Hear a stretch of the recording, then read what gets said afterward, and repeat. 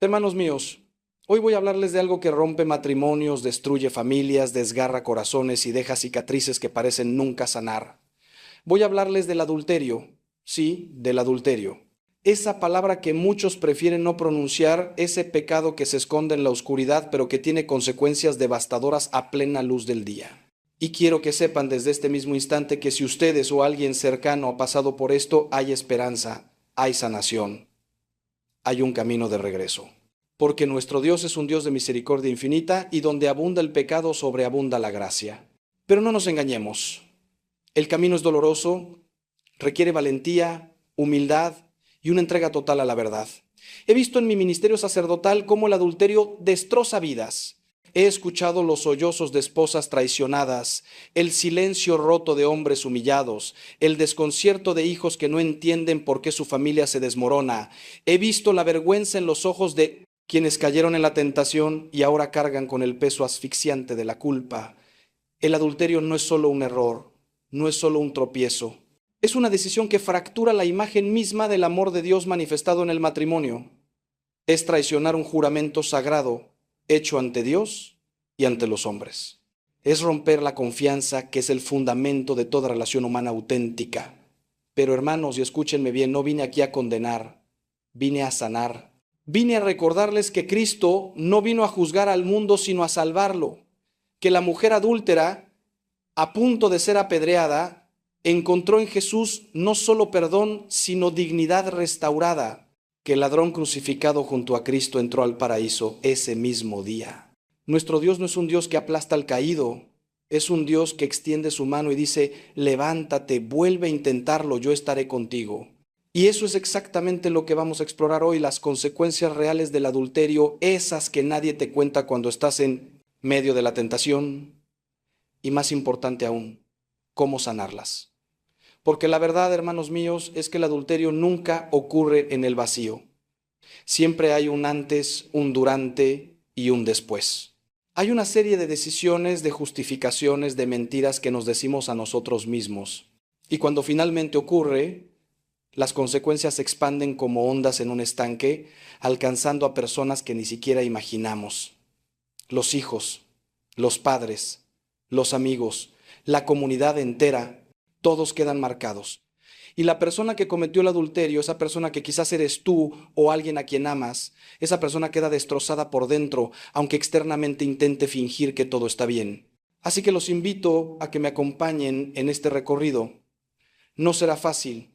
Vamos a tocar heridas profundas. Vamos a nombrar realidades dolorosas. Pero también vamos a descubrir que en las manos de Dios incluso lo más roto puede ser restaurado. Incluso el matrimonio más herido puede volver a florecer. Incluso el corazón más endurecido puede ablandarse nuevamente, porque esa es la promesa del Evangelio, que todo puede ser hecho nuevo en Cristo. Comenzamos. Cuando hablamos de las consecuencias del adulterio, la primera que debemos entender es la destrucción de la confianza. Y hermanos, déjenme decirles algo con toda claridad. La confianza es el oxígeno del matrimonio. Sin confianza el matrimonio se asfixia lentamente. Cuando una persona comete adulterio, no solo rompe un mandamiento, no solo peca contra su cónyuge, sino que destruye el fundamento mismo sobre el cual se construyó toda la relación. Porque el matrimonio se edifica sobre la palabra dada, sobre la promesa cumplida, sobre la certeza de que el otro estará ahí, fiel en las buenas y en las malas, en la riqueza y en la pobreza, en la salud y en la enfermedad. Recuerdo el caso de María, una mujer que vino a verme destrozada. Había descubierto que su esposo, con quien llevaba 20 años casada, había tenido una relación con una compañera de trabajo durante 2 años. 2 años, hermanos. 730 días de mentiras, de excusas, de engaños. Y cuando finalmente la verdad salió a la luz, María me dijo algo que nunca olvidaré. Padre, no es solo que me fue infiel, es que ahora no sé qué de nuestra vida juntos fue real. No sé si alguna vez me amó de verdad. No sé si esos momentos felices eran genuinos o solo actuación. Me siento como si hubiera vivido 20 años en una mentira. Eso es lo que hace el adulterio. Contamina retroactivamente toda la historia de la pareja. La confianza, hermanos míos, se construye gota a gota, con años de fidelidad, de coherencia, de transparencia, pero se destruye en un instante. y reconstruirla, si es que eso es posible. Requiere años de trabajo constante, de paciencia heroica, de humildad profunda por parte de quien cometió la traición. Porque quien fue infiel debe entender que no basta con decir lo siento, no basta con llorar, no basta con prometer que nunca volverá a ocurrir. La persona traicionada necesita ver cambios reales, concretos, sostenidos en el tiempo. Necesita transparencia total. Necesita que el otro esté dispuesto a rendir cuentas, a abrir su vida completamente, a demostrar con hechos que está comprometido con la restauración. Y aquí viene algo que muchos no entienden. El cónyuge traicionado no está siendo paranoico o controlador cuando necesita saber dónde está el otro, con quién está, qué está haciendo. Eso no es desconfianza irracional, es una consecuencia natural de la traición.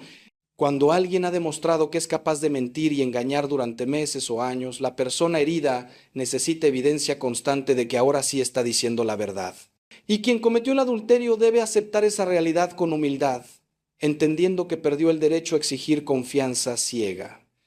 Ahora debe ganarse cada centímetro de confianza con paciencia y perseverancia. Pero hermanos, y esto es crucial, también debe haber disposición en el cónyuge herido para eventualmente perdonar y reconstruir. No digo que sea fácil, no digo que sea rápido, pero si ambos están comprometidos con la restauración del matrimonio, debe haber esperanza de que la confianza puede renacer. He visto matrimonios que después de una infidelidad se volvieron más fuertes que nunca porque tuvieron que aprender a comunicarse en niveles más profundos, a ser vulnerables de maneras que nunca antes habían sido. Pero eso solo ocurre cuando ambos están dispuestos a hacer el trabajo duro, cuando ambos están dispuestos a buscar ayuda profesional y espiritual, cuando ambos ponen a Dios en el centro de su proceso de sanación. La segunda consecuencia devastadora del adulterio es el trauma emocional profundo que deja en la persona traicionada. Y hermanos, cuando digo trauma, no estoy exagerando. Los estudios psicológicos han demostrado que descubrir una infidelidad produce síntomas similares al trastorno de estrés postraumático. La persona experimenta flashbacks, pesadillas, ansiedad severa, ataques de pánico, depresión profunda. El mundo tal como lo conocía se derrumba. Su sentido de seguridad queda completamente destrozado. Ya no puede confiar en sus propias percepciones porque durante meses o años estuvo viendo señales que ignoró o malinterpretó. He acompañado a personas que después de descubrir una infidelidad no pueden comer, no pueden dormir, no pueden concentrarse en el trabajo. Su mente se obsesiona con imágenes de su cónyuge con la otra persona. Se torturan imaginando detalles, preguntándose cuándo, dónde, cómo. Algunos desarrollan comportamientos compulsivos. Revisar el teléfono del otro constantemente, seguirlo, interrogarlo repetidamente sobre los mismos eventos. Y esto no es locura, hermanos. Esto es el cerebro de una persona tratando de entender algo que es incomprensible, tratando de encontrar seguridad en un mundo que de repente se volvió completamente inseguro. Y aquí está la tragedia. Muchas veces la persona que cometió el adulterio no entiende por qué el otro no puede simplemente superarlo. Ya pedí perdón, dice. Ya terminé esa relación, argumenta. ¿Por qué sigue sacando el tema? Se queja. Pero hermanos, el trauma emocional no se cura con un perdón verbal. El trauma emocional necesita tiempo, necesita procesamiento, necesita que el dolor sea validado y reconocido. La persona infiel debe entender que el daño que causó es real, es profundo y merece respeto y paciencia en el proceso de sanación. Además, el trauma no afecta solo a la persona traicionada, también afecta profundamente a quien cometió el adulterio, aunque de maneras diferentes. Esa persona experimenta culpa abrumadora, vergüenza profunda y muchas veces un odio hacia sí misma que puede ser destructivo. Se pregunta cómo pudo hacer algo así, cómo pudo traicionar a la persona que más ama, cómo se convirtió en alguien que nunca pensó que sería. Y si no procesa ese trauma de manera saludable con ayuda profesional y espiritual, puede caer en depresión, adicciones o incluso pensamientos suicidas. Por eso es tan importante que ambas partes busquen ayuda. Terapia individual, terapia de pareja, dirección espiritual, grupos de apoyo. El adulterio es una herida tan profunda que no se puede sanar en el aislamiento. Necesitamos comunidad. Necesitamos personas sabias que nos guíen. Necesitamos profesionales que entiendan la complejidad del trauma y puedan ayudarnos a procesarlo de manera saludable. Y sobre todo, necesitamos a Dios, que es el sanador de los corazones rotos, el que venda las heridas, el que restaura lo que parecía perdido para siempre. La tercera consecuencia que debemos abordar es el impacto devastador del adulterio en los hijos. Y hermanos míos, esto me parte el corazón cada vez que lo veo. Porque los hijos son las víctimas más inocentes de esta tragedia. Ellos no eligieron nada de esto, no tuvieron voz ni voto. Pero sufren las consecuencias de las decisiones de sus padres. Y las cicatrices que el adulterio deja en los hijos pueden durar toda la vida, afectando su capacidad para confiar, para formar relaciones sanas, para entender lo que es el amor comprometido y fiel.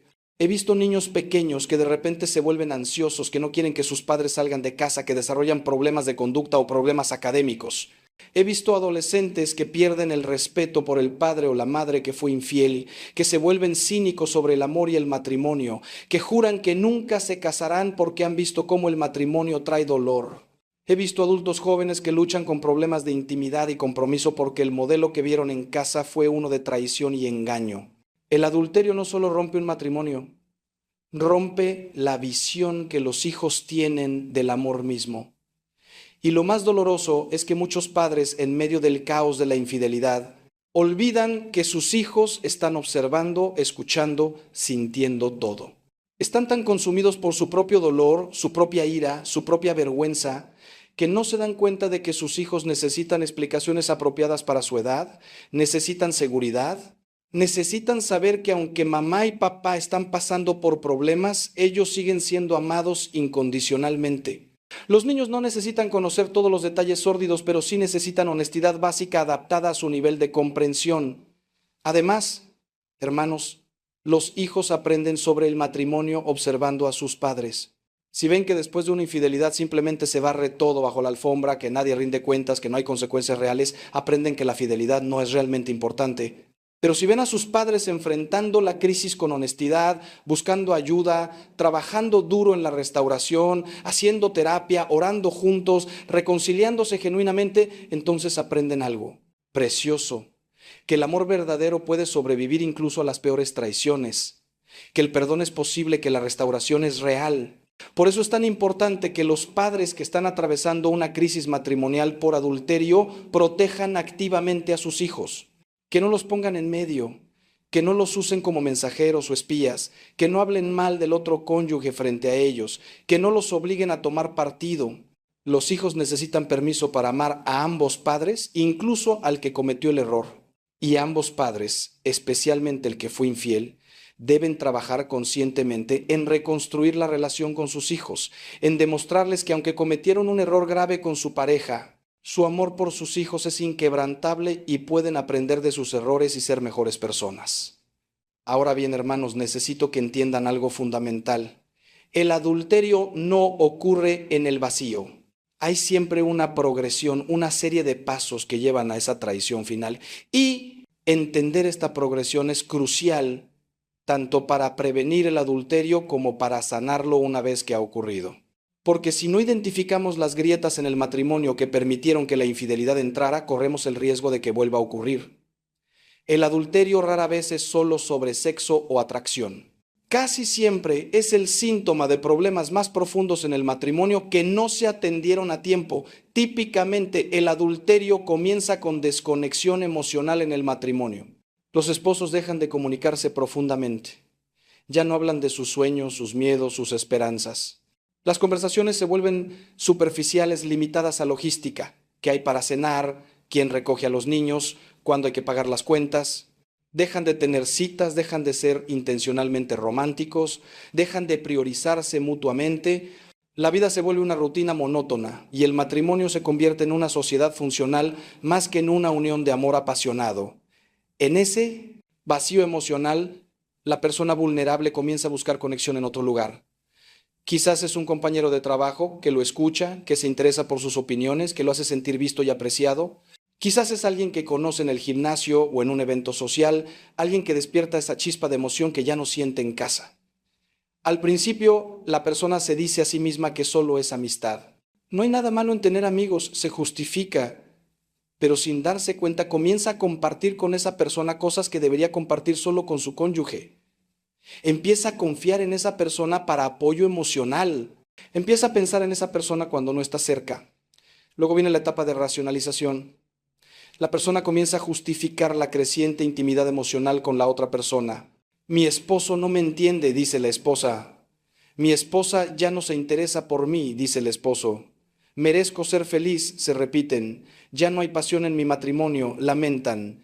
Y poco a poco, línea tras línea, las barreras apropiadas se van erosionando, empiezan a enviarse mensajes a todas horas, empiezan a verse en privado, empiezan a compartir fantasías y eventualmente cruzan la línea física muchas veces diciéndose que pasó sin querer, que no lo planearon, que simplemente sucedió. Pero hermanos, el adulterio nunca simplemente sucede. Es el resultado de cientos de pequeñas decisiones, cada una alejándolos un poco más de su cónyuge y acercándolos un poco más a la otra persona. Y esto es importante entenderlo porque la sanación requiere no solo arrepentimiento por el acto final, sino un análisis honesto de todo el camino que llevó hasta ahí. ¿Qué necesidades emocionales no estaban siendo satisfechas en el matrimonio? ¿Qué patrones de comunicación eran disfuncionales? ¿Qué límites con otras personas no existían o eran demasiado débiles? ¿Qué heridas personales no resueltas hacían a la persona vulnerable a la tentación? Y déjenme preguntarles algo, hermanos. ¿Están ustedes protegiendo activamente su matrimonio? ¿Están nutriendo intencionalmente su conexión emocional con su cónyuge? ¿Tienen límites claros y sanos con personas del sexo opuesto? ¿O están jugando con fuego, permitiendo intimidad emocional con alguien que no es su esposo o esposa? Porque la mejor cura para el adulterio es la prevención. Y la prevención requiere vigilancia constante, intencionalidad decidida y compromiso inquebrantable con la fidelidad, no solo física, sino también emocional. Continuamos ahora con otra consecuencia profunda del adulterio: la crisis de identidad que experimenta tanto quien lo comete como quien lo sufre. Hermanos, cuando ocurre una infidelidad, ambas personas entran en una especie de crisis existencial donde todo lo que creían saber sobre sí mismos y sobre el otro queda en duda.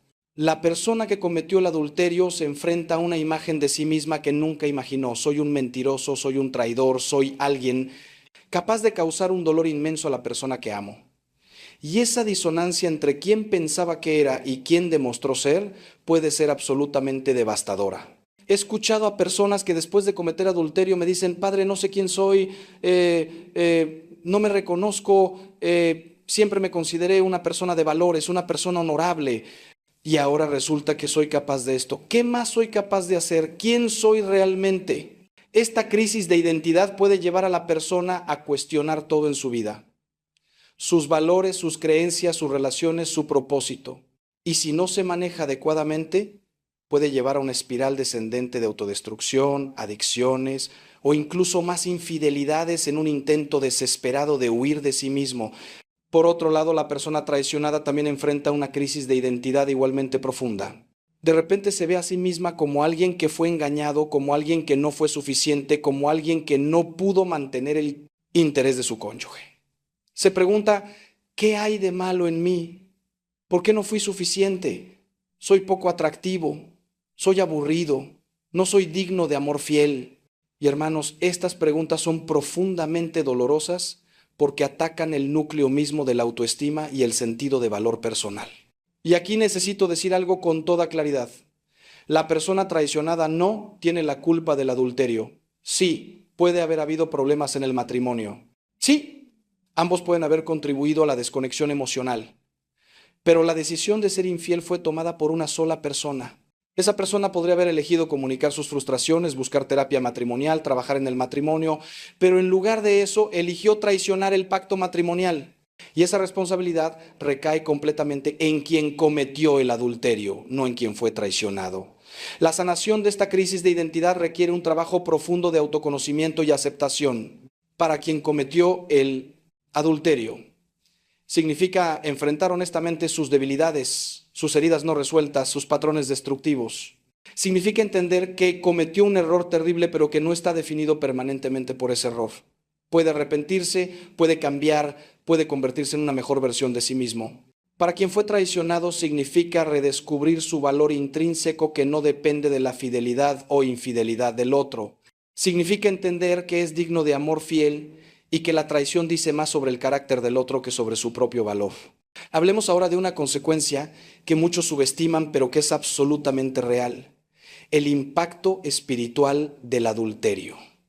Hermanos míos, el adulterio no es solo un pecado contra el cónyuge o contra uno mismo. Es fundamentalmente un pecado contra Dios. Cuando nos casamos, hacemos un pacto no solo entre nosotros, sino ante Dios. Invitamos a Dios a ser el centro de nuestra unión. El matrimonio es una imagen del amor de Cristo por su iglesia, un amor fiel, sacrificial, permanente. Cuando cometemos adulterio, profanamos esa imagen sagrada. San Pablo nos dice en 1 Corintios que nuestros cuerpos son templos del Espíritu Santo. Cuando unimos nuestro cuerpo a alguien que no es nuestro cónyuge, no solo estamos traicionando a una persona, estamos profanando el templo de Dios. Estamos tomando algo sagrado y tratándolo como si fuera ordinario, como si fuera nuestro para hacer con él lo que queramos. Y esto tiene consecuencias espirituales reales. La persona que comete adulterio experimenta una separación de Dios, una sequedad espiritual, una incapacidad para orar con la misma libertad y confianza que antes. He visto personas que antes del adulterio tenían una vida de oración vibrante, que iban a misa con gozo, que servían en la iglesia con entusiasmo. Después del adulterio no pueden ni siquiera entrar a una iglesia sin sentir una vergüenza abrumadora. Evitan la confesión porque no quieren enfrentar la magnitud de lo que hicieron. Se alejan de la comunidad de fe porque se sienten hipócritas. Y Satanás aprovecha esa vergüenza para mantenerlos alejados de la única fuente de verdadera sanación, el amor misericordioso de Dios. Pero hermanos, escúchenme bien, Dios no se aleja de nosotros cuando pecamos. Nosotros nos alejamos de Él. Y Él está siempre esperando, como el padre del hijo pródigo, mirando el horizonte, esperando nuestro regreso. No importa cuán grande sea el pecado, la misericordia de Dios es infinitamente mayor. San Juan nos dice que si confesamos nuestros pecados, Él es fiel y justo para perdonarnos y limpiarnos de toda maldad. No de algunos pecados, no de los pecados pequeños, de toda maldad, incluso el adulterio, incluso la traición, incluso la mentira sostenida durante años. La sanación espiritual después del adulterio requiere varios pasos cruciales. Primero, un reconocimiento honesto del pecado sin justificaciones ni excusas. Segundo, una confesión sacramental genuina donde se experimenta el perdón de Dios de manera tangible.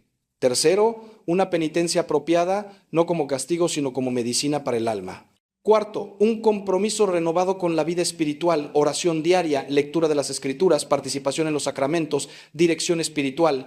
Y quinto, un cambio real de vida que demuestre que el arrepentimiento es genuino. La sanación espiritual no ocurre de la noche a la mañana, pero es absolutamente posible cuando nos ponemos en las manos de Dios con humildad y confianza. Otra consecuencia devastadora del adulterio que debemos abordar es el impacto en las relaciones sociales y comunitarias. Hermanos, el matrimonio no existe en aislamiento. Somos parte de familias extendidas, de círculos de amigos, de comunidades de fe, y cuando ocurre un adulterio, esas redes sociales quedan profundamente afectadas. Los amigos se sienten obligados a tomar partido. Las familias se dividen en bandos. La comunidad entera queda escandalizada, especialmente si la pareja era vista como un modelo de matrimonio cristiano. He visto cómo los padres de la persona traicionada reaccionan con ira justificada hacia quien cometió la infidelidad, a veces cortando completamente la relación.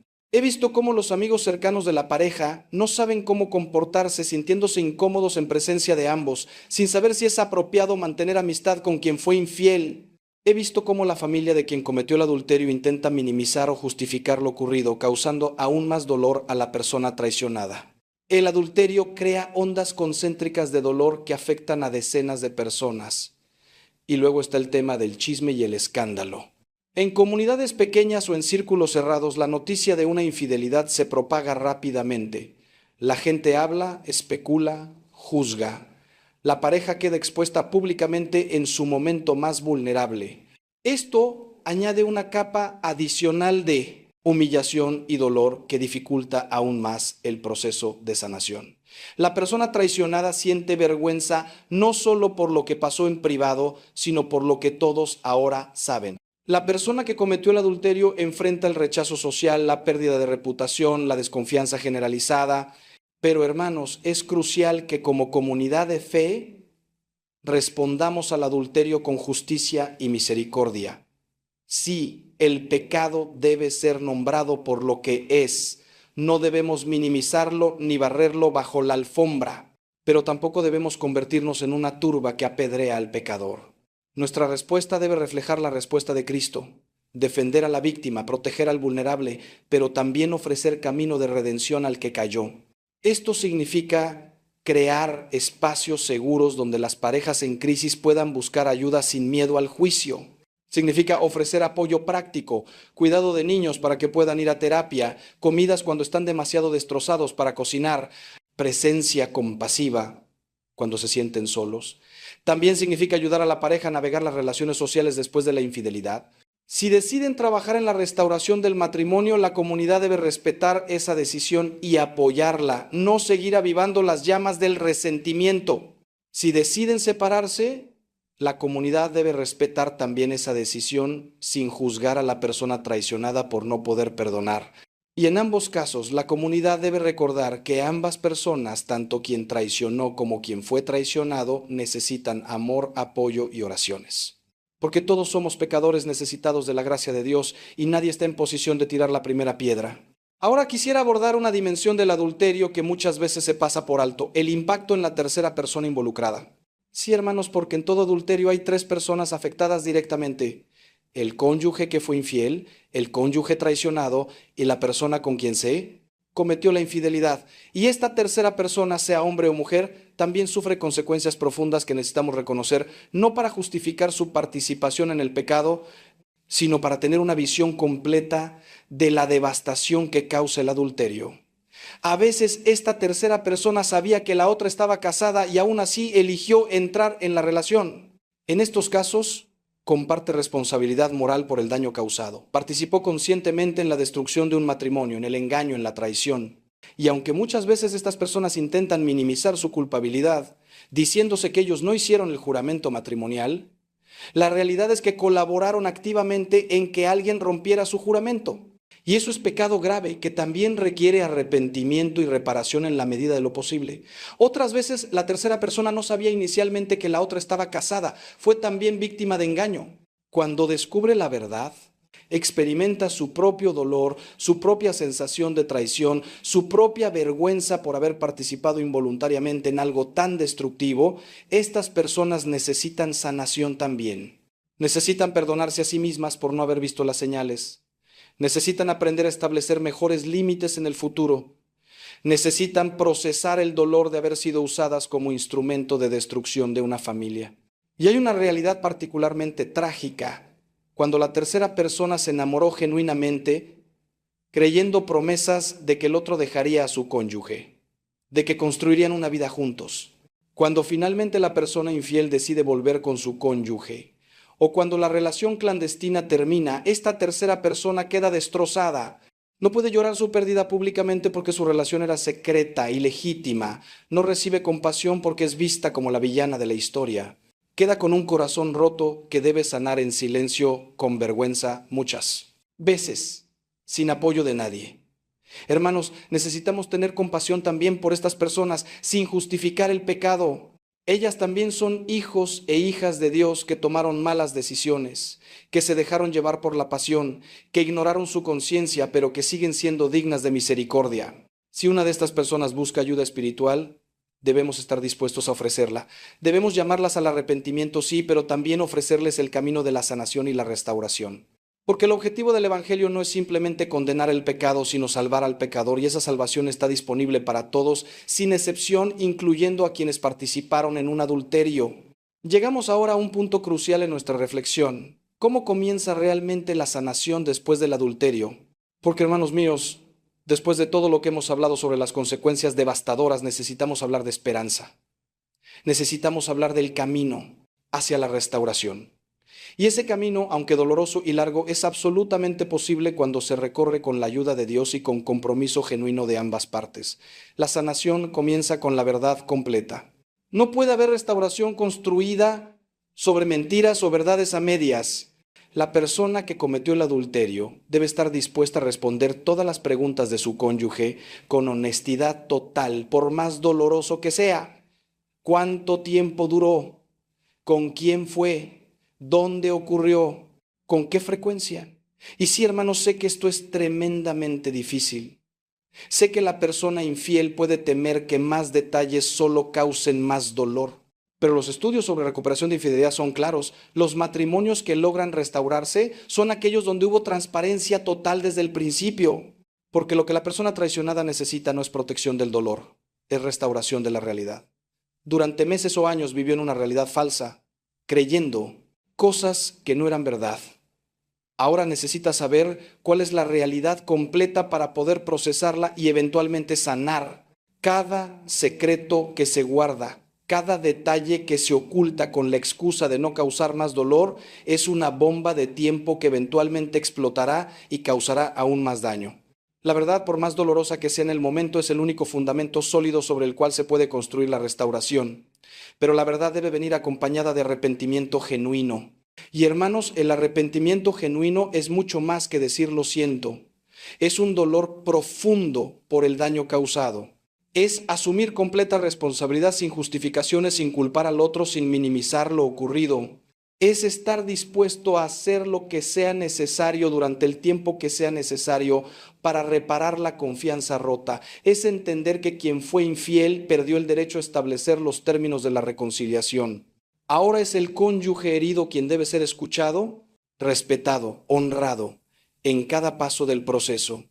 El arrepentimiento genuino también significa cortar completamente todo contacto con la tercera persona. No puede haber restauración del matrimonio si la persona infiel sigue viendo, hablando o teniendo cualquier tipo de comunicación con quien participó en el adulterio. Esto puede requerir cambio de trabajo, cambio de número telefónico, bloqueo en redes sociales, transparencia total en todas las comunicaciones. Y la persona que cometió el adulterio debe hacer todo esto voluntariamente, con buena actitud, sin resentimiento, entendiendo que son pasos necesarios para demostrar que está comprometida con la sanación del matrimonio. Finalmente, la sanación requiere buscar ayuda profesional. Hermanos, por favor, escúchenme. El adulterio no es algo que una pareja puede superar sola. Necesitan un terapeuta especializado en recuperación de infidelidad que pueda guiarlos a través del proceso, que pueda ayudarles a comunicarse cuando las emociones son abrumadoras, que pueda identificar patrones disfuncionales y enseñarles nuevas formas de relacionarse. Y necesitan también dirección espiritual, alguien que pueda acompañarlos en su camino de fe, que les recuerde las promesas de Dios, que ore con ellos y por ellos. La combinación de ayuda psicológica y espiritual es poderosa para la restauración. Hermanos, déjenme hacerles una pregunta que quizás están pensando en este momento. ¿Siempre se debe perdonar? ¿Siempre se debe intentar restaurar el matrimonio después de un adulterio? Y la respuesta, hermanos, no es tan simple como un sí o un no. Necesitamos entender la diferencia entre perdón y reconciliación porque no son lo mismo. El perdón es algo que la persona traicionada debe buscar eventualmente por su propia sanidad, no principalmente por el beneficio del otro. El perdón libera a quien lo otorga del peso del resentimiento y la amargura que envenenan el alma. Pero la reconciliación, hermanos, la restauración del matrimonio, eso requiere dos personas comprometidas. Requiere que la persona que cometió el adulterio demuestre arrepentimiento genuino y cambio sostenido. Requiere que esté dispuesta a hacer el trabajo duro de reconstruir la confianza.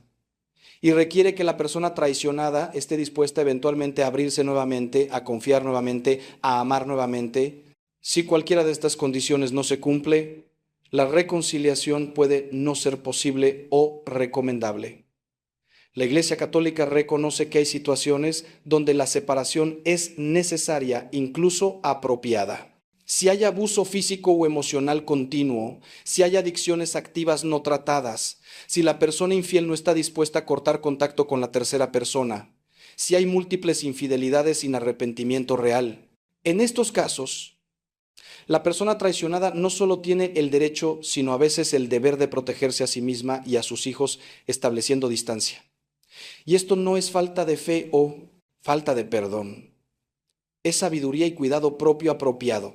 Pero hermanos, si ambas personas están genuinamente comprometidas con la restauración, he visto milagros ocurrir.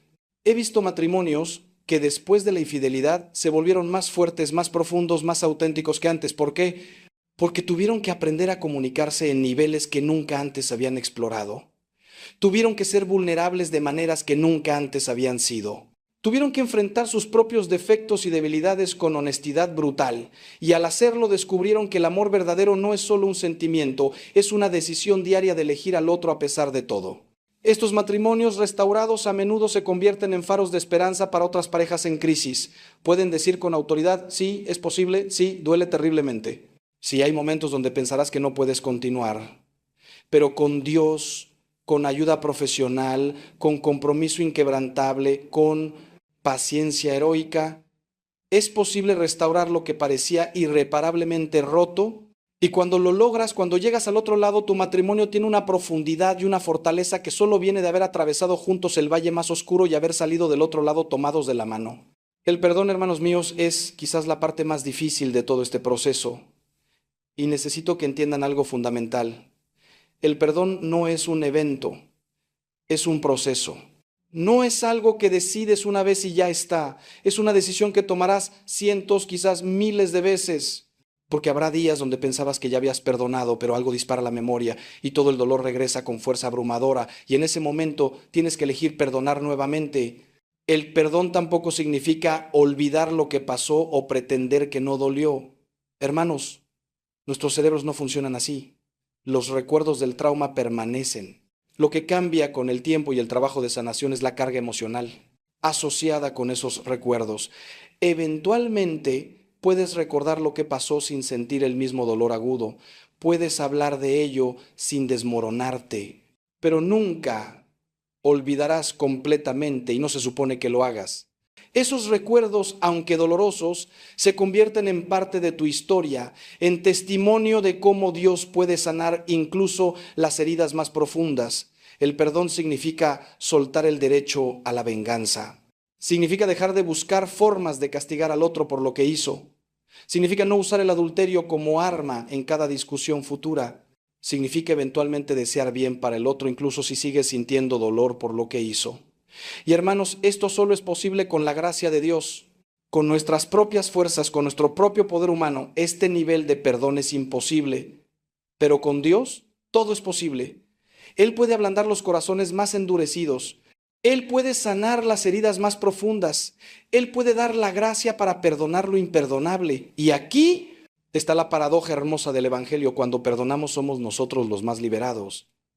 El resentimiento es como tomar veneno esperando que la otra persona muera. El rencor es una cadena que nos ata al pasado, que no nos permite avanzar hacia el futuro. Cuando perdonamos, rompemos esas cadenas. Nos liberamos del poder que la otra persona y el evento traumático tienen sobre nosotros. Recuperamos nuestra agencia, nuestra capacidad de elegir cómo vivir en lugar de ser controlados por la herida. Pero hermanos, escúchenme bien. No se puede apurar el proceso del perdón. No permitan que nadie, ni siquiera personas bien intencionadas en la iglesia, les digan que ya deberían haber perdonado, que ya deberían estar sobre esto. Cada persona sana a su propio ritmo. Lo importante es caminar en la dirección del perdón, no cuán rápido llegues ahí. Pidan a Dios cada día, dame la gracia de perdonar, ablanda mi corazón, ayúdame a soltar el resentimiento y poco a poco, imperceptiblemente, Dios obrará en su corazón esa transformación milagrosa que solo Él puede hacer. Hablemos ahora sobre la restauración de la intimidad sexual después del adulterio, porque este es un tema que muchos evitan, pero que es absolutamente crucial. Hermanos, el adulterio contamina la intimidad sexual del matrimonio de maneras profundas. Para la persona traicionada, la idea de ser físicamente íntima con quien la traicionó puede producir náusea, asco o ataques de pánico. Su mente queda atormentada por imágenes de su cónyuge con la otra persona. Se pregunta si está siendo comparada. Se siente insegura sobre su atractivo físico. Para la persona que cometió el adulterio también hay complicaciones. Puede experimentar disfunción sexual por la culpa y la vergüenza. Puede sentirse indigna de la intimidad con su cónyuge. Puede luchar con recuerdos intrusivos de la otra relación que interfieren con la capacidad de estar presente con su esposo o esposa. Y todo esto crea una dinámica donde la intimidad física, que debería ser una fuente de conexión y sanación, se convierte en otra fuente de dolor y distancia. La restauración de la intimidad sexual no puede ser apresurada. Requiere paciencia extraordinaria de ambas partes. La persona que fue infiel debe entender que su cónyuge necesita tiempo antes de poder ser vulnerable de esa manera nuevamente. Forzar la intimidad física antes de que haya sanación emocional suficiente solo causará más trauma. Y la persona traicionada debe comunicar claramente sus límites y necesidades sin sentir culpa por no estar lista inmediatamente para la intimidad física completa. Muchas parejas encuentran útil comenzar reconstruyendo la intimidad física gradualmente, empezar con contacto no sexual, tomarse de las manos, abrazos, caricias en el brazo, luego progresar a intimidad física más profunda, pero aún sin sexo, masajes, besos, acurrucarse, y eventualmente cuando ambos se sientan listos, reintroducir la intimidad sexual completa. Este proceso puede tomar meses o incluso años, y eso está bien. No hay un cronograma establecido. Lo importante es que ambos se sientan seguros, respetados y conectados emocionalmente antes de avanzar a mayor intimidad física. Y hermanos, aquí es donde la terapia sexual con un profesional cristiano puede ser invaluable. Alguien que entienda tanto la psicología de la sexualidad como la teología del cuerpo católica. Alguien que pueda ayudar a la pareja a procesar los traumas sexuales del adulterio y redescubrir la belleza de la intimidad marital como Dios la diseñó. Porque cuando finalmente una pareja logra restaurar su intimidad física después de un adulterio, es un signo poderoso de que la sanación está ocurriendo en todos los niveles de su relación. Ahora quiero hablar de algo que considero absolutamente esencial para la sanación a largo plazo. La necesidad de reconstruir el matrimonio sobre un fundamento más sólido que existía antes. Hermanos, muchas parejas después del adulterio intentan simplemente volver a como eran las cosas antes. Pero eso es un error, porque si regresan exactamente a lo que tenían antes, recrearán las condiciones que permitieron que ocurriera el adulterio en primer lugar. La sanación verdadera requiere no solo reparar lo roto, sino construir algo nuevo y mejor. Esto significa examinar honestamente qué problemas existían en el matrimonio antes del adulterio. ¿Había problemas de comunicación? ¿Faltaba intimidad emocional? ¿Uno o ambos estaban descuidando el matrimonio por dedicar demasiado tiempo al trabajo, a los hijos, a otros compromisos? ¿Había resentimientos no resueltos que se fueron acumulando con los años? ¿Faltaba romance y aprecio mutuo? Identificar estos problemas sin usarlos como excusa para el adulterio es crucial para asegurar que no se repitan los patrones destructivos. También significa aprender nuevas habilidades relacionales. La mayoría de nosotros nunca recibimos educación formal sobre cómo tener un matrimonio saludable.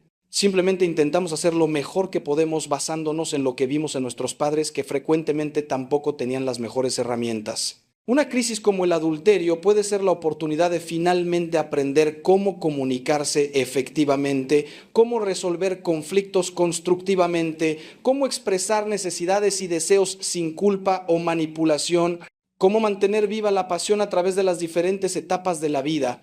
Pero más importante aún, hermanos, significa poner a Dios genuinamente en el centro del matrimonio, no solo de palabra, no solo de nombre, sino verdaderamente.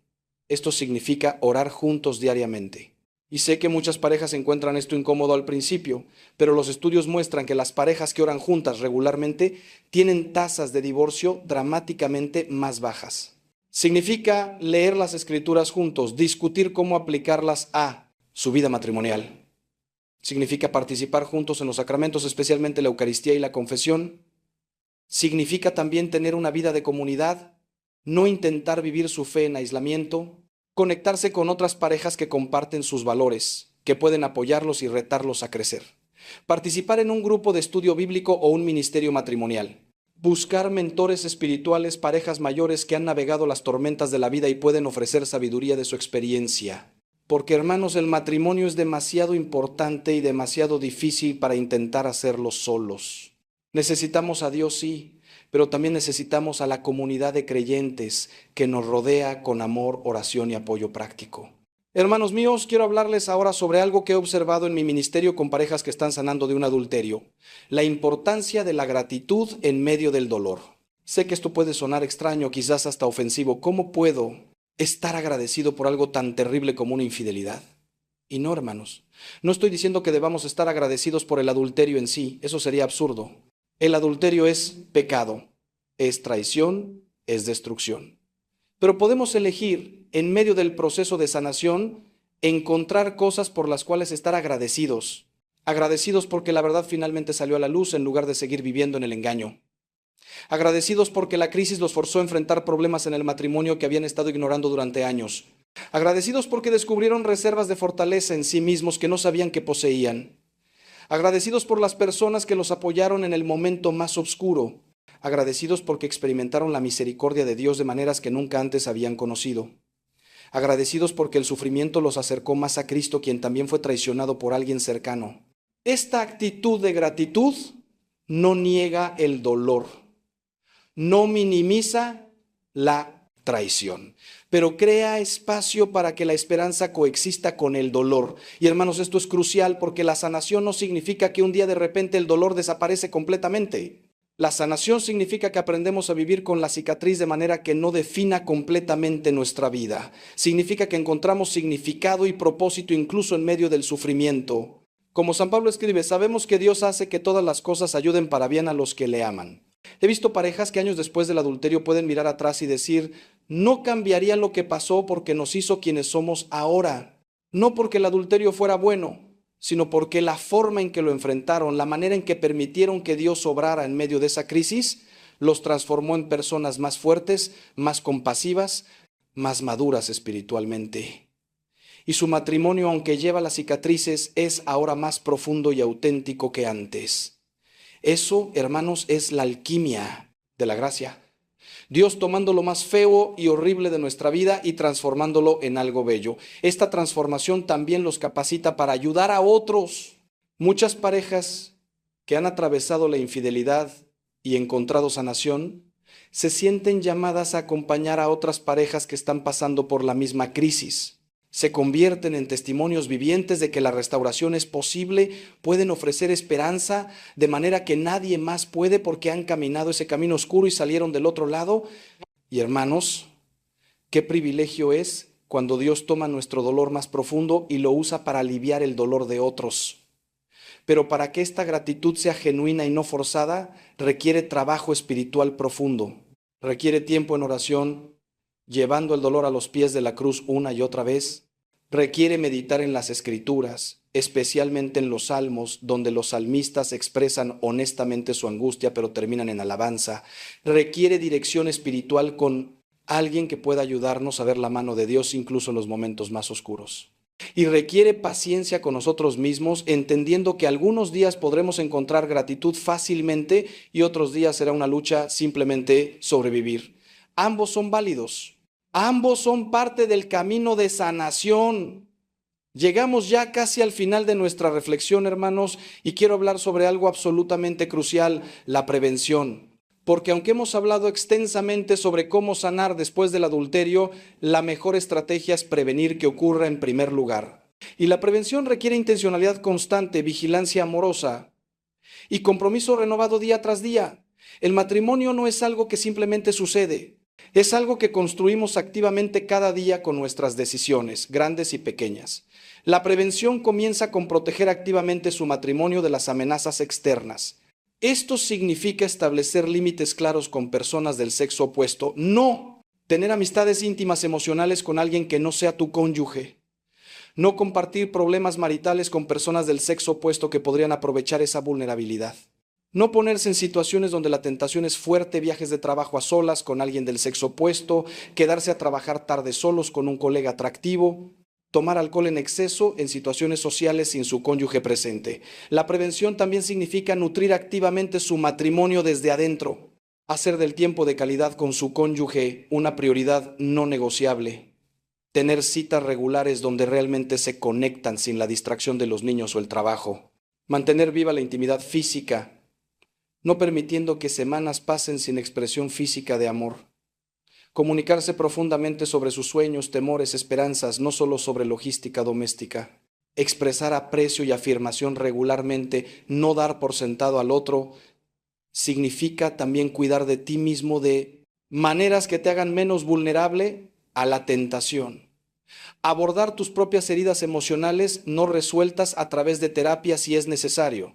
Mantener una vida espiritual vibrante que te mantenga conectado con Dios y consciente de sus valores. Cuidar de tu salud física y emocional. Tener hobbies e intereses fuera del matrimonio que te den satisfacción personal. Porque cuando estamos emocionalmente sanos y espiritualmente fuertes, somos mucho menos vulnerables a las tentaciones que nos rodean. Y hermanos, la prevención significa ser honesto con tu cónyuge cuando sientes atracción hacia otra persona. Sé que esto suena aterrador. Sé que temen la reacción del otro, pero los estudios muestran que las parejas que pueden hablar honestamente sobre atracción hacia otros sin que se convierta en una crisis son mucho menos propensas a actuar sobre esas atracciones. Porque nombrar la tentación en voz alta, exponerla a la luz, le quita mucho de su poder. Tu cónyuge puede entonces ayudarte a establecer límites apropiados con esa persona. Pueden trabajar juntos en fortalecer su conexión. Pueden orar juntos por protección contra la tentación. Finalmente, la prevención significa tener un plan de acción para cuando la tentación llegue, porque hermanos, la tentación llegará. No es cuestión de sí, sino de cuándo. ¿Qué harás cuando sientas esa química peligrosa con alguien en el trabajo? ¿Qué harás cuando estés en un viaje de negocios solo en un hotel y alguien atractivo te muestre interés? ¿Qué harás cuando tu matrimonio esté pasando por un momento difícil y alguien más te esté ofreciendo la atención y afirmación que no estás recibiendo en casa? Decidir por adelantado, tener estrategias claras, memorizar escrituras que puedas recitar, tener a alguien a quien puedas llamar, establecer reglas personales no negociables. Todo esto te prepara para resistir cuando llegue el momento de la prueba. Quiero hablarles ahora de algo que raramente se menciona, pero que es absolutamente real. El proceso de duelo que ambas partes experimentan después del adulterio. Porque, hermanos, cuando ocurre una infidelidad, hay múltiples pérdidas que deben ser lamentadas. La persona traicionada está lamentando la pérdida de la inocencia en su matrimonio, la pérdida de la confianza ciega que una vez tuvo, la pérdida de la versión idealizada de su cónyuge que tenía en su mente. Está lamentando la pérdida de seguridad, la pérdida de años que ahora siente que fueron vividos en una mentira, y este duelo es real, es profundo y merece ser honrado. Pero la persona que cometió el adulterio también está en duelo, aunque de maneras diferentes. Está lamentando la pérdida de su propia integridad, la pérdida de su autoimagen como persona honorable. Si la relación extramarital fue emocionalmente significativa, está también procesando la pérdida de esa relación, por más inapropiada que fuera. Está lamentando la pérdida de la facilidad que había en su matrimonio antes de que todo se complicara. Y muchas veces está lamentando la pérdida del respeto que su cónyuge, sus hijos, su familia y comunidad tenían por ella. Estos duelos son complicados, vergonzosos, pero igualmente necesitan ser procesados. El duelo, hermanos, no es un proceso lineal. No va simplemente de la negación a la ira, a la negociación, a la depresión, a la aceptación de manera ordenada. Más bien, es como estar en un océano de emociones donde las olas van y vienen impredeciblemente. Un día puedes sentir que estás haciendo progreso, que el dolor es manejable. Al día siguiente, algo pequeño dispara un recuerdo y te sientes como si estuvieras de vuelta en el día 1. Esto es completamente normal. No significa que no estés sanando. Significa que estás procesando una herida profunda que toma tiempo en sanar completamente. La persona que fue infiel debe entender que su cónyuge necesitará hablar del adulterio repetidamente, no porque esté obsesionada o porque quiera torturar al otro, sino porque así es como el cerebro humano procesa el trauma, revisándolo una y otra vez desde diferentes ángulos hasta que finalmente puede integrarlo en la narrativa de vida. Cada vez que la persona traicionada vuelve a traer el tema, está intentando entender, está intentando procesar, está intentando sanar. Y cada vez el cónyuge que fue infiel debe responder con paciencia, con disposición a contestar las mismas preguntas, otra vez con validación del dolor del otro. También es importante reconocer que el duelo viene en oleadas en fechas significativas. El aniversario del descubrimiento del adulterio, el aniversario de boda que ahora está teñido con dolor, cumpleaños, navidades, vacaciones familiares, donde la herida se siente particularmente aguda, lugares que visitan que tienen asociaciones con el periodo de la infidelidad. Hermanos, ambas partes deben anticipar estas fechas difíciles y prepararse para ellas. Ser extragentiles consigo mismos y con el otro. Tal vez planear algo especial que ayude a crear nuevos recuerdos positivos. Tal vez simplemente reconocer abiertamente que este día es difícil y darse mutuamente gracia para las emociones que surjan. He visto que las parejas que permiten este proceso de duelo, que no intentan apresurarlo o suprimirlo, son las que eventualmente logran una sanación más profunda y auténtica. Porque el duelo honrado conduce a la aceptación. Y la aceptación no significa que estés feliz con lo que pasó. Significa que finalmente has integrado esta experiencia dolorosa en tu historia de vida. Ya no te define completamente, pero tampoco la niegas. Es parte de quien eres ahora. y has encontrado maneras de seguir adelante llevando esa cicatriz con dignidad. Hermanos, quiero terminar hablándoles sobre algo que considero el corazón mismo de la sanación: el encuentro personal con Cristo en medio del sufrimiento.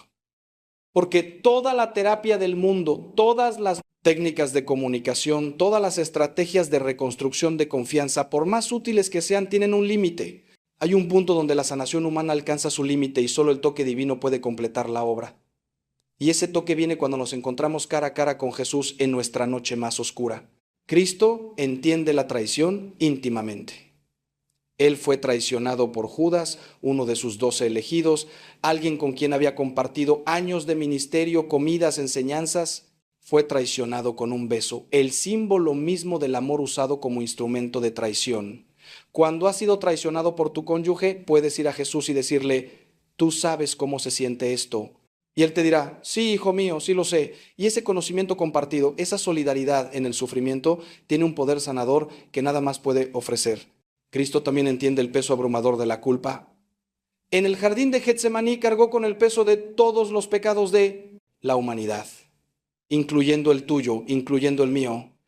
Sintió el peso hasta el punto de sudar sangre. Cuando has cometido adulterio y el peso de la culpa te está aplastando, puedes ir a Jesús y decirle: no puedo cargar esto solo. Y Él te dirá: no tienes que hacerlo, yo ya lo llevé por ti en la cruz, dámelo. Y cuando genuinamente le entregas esa culpa en el sacramento de la reconciliación, Él la toma, la clava en la cruz, y tú quedas libre. He visto transformaciones que solo puedo describir como milagrosas cuando las personas en medio del dolor del adulterio se encuentran verdaderamente con Cristo. Esposas que después de meses de terapia seguían sin poder perdonar, que en un momento de oración profunda sintieron a Cristo decirles: yo te perdoné infinitamente más. ¿Puedes tú perdonar esto? Y encontraron en ellas una capacidad de perdonar que no sabían que poseían. Esposos que habían sido infieles y que después de años seguían sintiéndose indignos del amor de Dios, que en la adoración eucarística sintieron a Jesús mirándolos desde el sagrario con amor puro, sin condenación, y finalmente pudieron aceptar su perdón y perdonarse a sí mismos. Esta sanación espiritual profunda no ocurre mágicamente. Requiere que nos pongamos intencionalmente en la presencia de Dios, que pasemos tiempo en oración silenciosa donde Él pueda hablar a nuestro corazón, que meditemos en los pasajes de las Escrituras que hablan de su misericordia, de su fidelidad, de su poder para restaurar, que recibamos los sacramentos regularmente, especialmente la Eucaristía, donde nos unimos a Cristo en su sacrificio redentor, y la reconciliación, donde experimentamos tangiblemente su perdón. Que nos abramos a la acción del Espíritu Santo, que es el consolador, el sanador, el que hace todas las cosas nuevas. Y hermanos, esta dimensión espiritual de la sanación debe ser cultivada no solo individualmente, sino también como pareja. Cuando una pareja que está sanando de un adulterio ora junta, algo poderoso ocurre. Se ponen juntos en la presencia del Dios que es más grande que su problema, que ama su matrimonio más de lo que ellos mismos lo aman, que tiene un plan y un propósito incluso en medio del caos. Se recuerdan mutuamente que su matrimonio no es solo un contrato entre dos personas, sino un pacto sagrado con tres participantes: esposo, esposa y Dios. Y cuando invitan a Dios activamente a su proceso de sanación, Él obra de maneras que superan todo lo que podemos imaginar. Quiero contarles una historia final que resume todo lo que hemos hablado. Hace varios años vino a verme una pareja, llamémosles Roberto y Laura. Roberto había tenido una aventura de 2 años que devastó a Laura completamente. Cuando vinieron a verme, estaban al borde del divorcio. Laura me dijo que había perdonado a Roberto con sus palabras, pero que su corazón seguía cerrado, frío, incapaz de sentir amor por él. Roberto estaba destrozado por la culpa, haciendo todo lo correcto en términos de terapia y transparencia, pero sintiendo que nada de lo que hacía era suficiente. Ambos estaban exhaustos, desesperanzados. Les dije que hicieran algo que probablemente les parecería imposible, que cada noche antes de dormir se arrodillaran juntos al lado de su cama y oraran. Roberto debía orar en voz alta pidiendo perdón a Dios y a Laura. Laura debía orar en voz alta pidiendo a Dios la gracia de perdonar genuinamente. Ambos debían pedir por la sanación de su matrimonio. Me miraron como si estuviera loco. Padre, dijo Laura, apenas puedo estar en la misma habitación con él. ¿Cómo voy a arrodillarme a su lado y orar? Le dije: precisamente por eso. Hagan esto como un acto de obediencia a Dios, no porque sientan ganas, sino porque confían que Dios puede hacer lo que ustedes no pueden. Aceptaron escépticamente.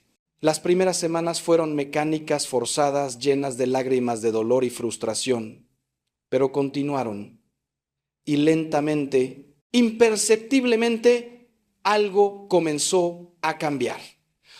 Roberto me dijo meses después que el acto de arrodillarse cada noche y confesar su pecado en voz alta, no solo una vez, sino noche tras noche, le había dado una conciencia profunda de la magnitud del daño que causó y un compromiso renovado de nunca volver a causar ese dolor.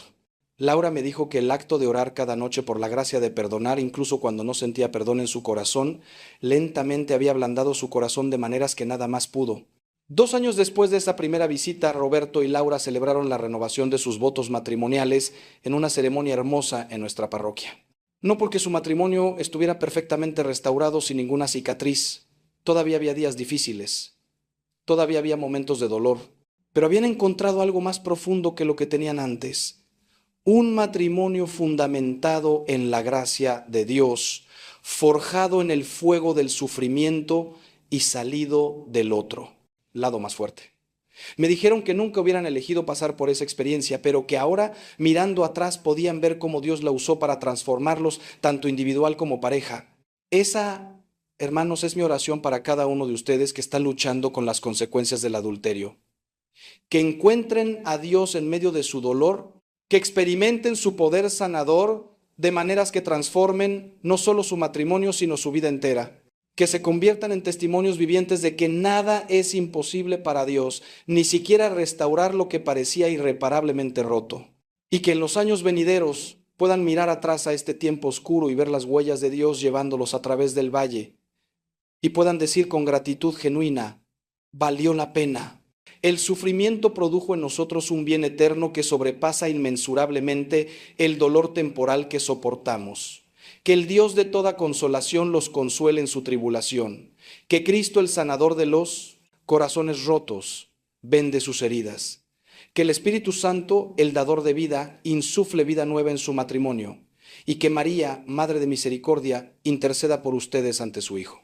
Vayan con mi bendición y mis oraciones. Hasta que nos encontremos nuevamente, hermanos, que Dios los guarde y los guíe en cada paso de su camino hacia la sanación y la restauración. Amén. Oración, amén. Oración, amén. Oración, amén. Oración, amén. Oración, amén. Oración, amén.